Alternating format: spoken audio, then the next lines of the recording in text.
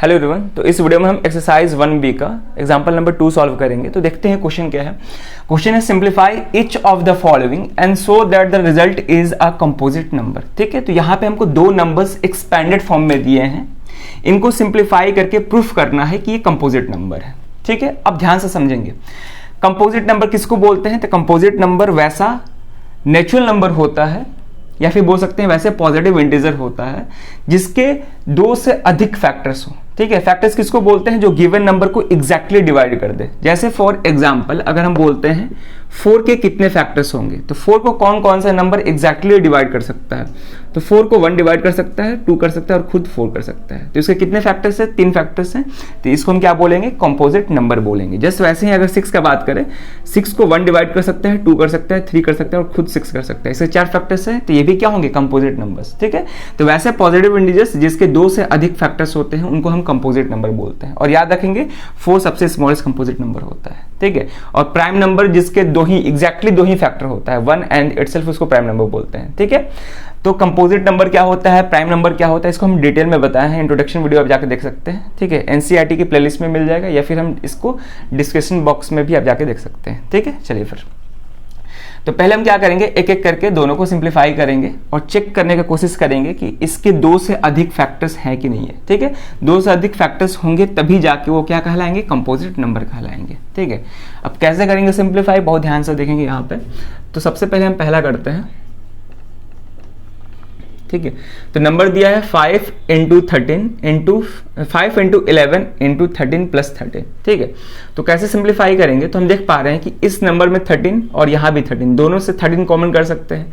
तो पहले हम क्या करेंगे, 13 कॉमन कर लेंगे। तो यहाँ पे क्या बच जाएगा, 5 इंटू 11, और यहाँ पे अगर 13 कॉमन करेंगे तो यहाँ पे केवल 1 बच जाएगा। क्लियर है, अब ध्यान से देखेंगे तो इसको लिख सकते हैं 13 इंटू, अब इसको मल्टीप्लाई करेंगे तो 55 प्लस 1 क्या होता है, 56 होता है। तो इसको हम क्या लिख सकते हैं, 56 लिख सकते हैं। क्लियर है, ये हो जाएगा 5 इंटू 55 प्लस 1 56।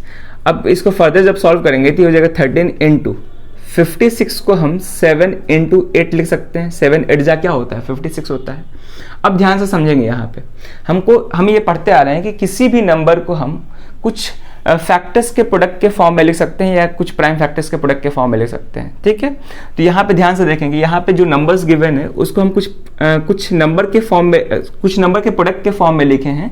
तो ये सारे नंबर्स क्या होंगे, गिवन नंबर्स के फैक्टर्स होंगे। ठीक है, तो यहाँ पे हम बोल सकते हैं कि 13, 7 और 8 इस नंबर के क्या होंगे, फैक्टर्स होंगे। तो यहाँ पे हमको 3 फैक्टर्स दिख रहे हैं, यानी कि इसके 2 से अधिक फैक्टर्स हैं। और वैसे नंबर्स जिसके 2 से अधिक फैक्टर्स होते हैं उनको क्या बोलते हैं, कंपोजिट नंबर। ठीक है, तो लिखेंगे since it has more than two factors, therefore given number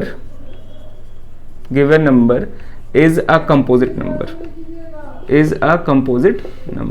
ठीक है, क्योंकि किसी भी नंबर को हम उसके फैक्टर्स के प्रोडक्ट के फॉर्म में ले सकते हैं। तो ये सारे क्या होंगे, उसके फैक्टर्स ही होंगे। आ रही बात समझ में, चलिए फिर आप चाहो तो यहाँ से भी बता सकते थे कि इसके 2 से अधिक फैक्टर हैं। कैसे, क्योंकि इसको हम 13 इंटू 56 इंटू 1 भी लिख सकते हैं, और 1 सारे नंबर्स का ही फैक्टर होता है। तो यहाँ भी हमको 3 फैक्टर दिख गया, तो यहाँ से भी हम बोल सकते थे इसके 2 से अधिक फैक्टर हैं, तो क्या होगा, ये कंपोजिट नंबर होगा। ठीक है, और जरूरी नहीं है कि इसके 3 ही फैक्टर हैं, 3 फैक्टर से ज़्यादा भी हो सकता है, लेकिन केवल दिखाने के लिए कि हाँ इसके 2 से अधिक फैक्टर हैं तो हम केवल 3 ही नंबर दिखाएं, 3 ही फैक्टर दिखाएं। ठीक है, आगे इसको फर्दर और सिंप्लीफाई करेंगे तो ये 2 इंटू 2 इंटू 2 हो जाएगा। अरे बस में, चलिए फिर अब इसको करते हैं। ठीक है, तो यहाँ भी हम देख पा रहे हैं कि इस वाले नंबर में और इसमें 5 कॉमन है, तो पहले 5 कॉमन कर लेंगे। अब चाहो तो मल्टीप्लाई करके भी चेक कर सकते हो, इन सबको मल्टीप्लाई कर दो शुरू में ही और उसका प्राइम फैक्टराइजेशन करके प्राइम फैक्टर्स निकाल सकते हो। ठीक है, लेकिन वो लेंदी हो जाएगा।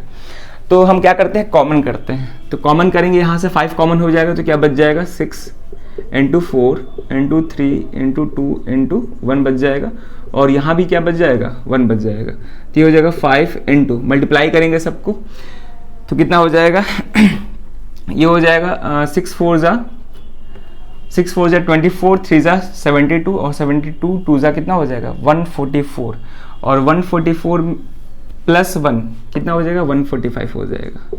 ठीक है। तो इसको 145 को फर्दर ब्रेक करेंगे तो 5 से डिवाइड करेंगे अगर इसको, तो 5 इंटू ये हो जाएगा 29, ठीक है, हाँ 29 हो जाएगा। अब ध्यान से देखेंगे यहाँ पे हमको केवल दो ही इसके फैक्टर्स दिख रहे हैं, 5 और 29, ठीक है। लेकिन ध्यान रखेंगे कि 1 भी सबका फैक्टर होता है, तो इसको हम इंटू 1 भी लिख सकते हैं, यानी कि यहाँ पे हमको 3 फैक्टर्स दिख रहे हैं, 5, 29 और 1।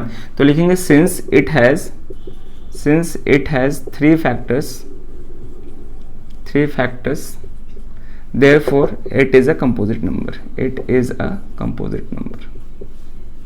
ठीक है। और 3 फैक्टर्स की जगह पे आप लिखें since it has more than 2 factors, ये ज़्यादा सही रहेगा, ठीक है।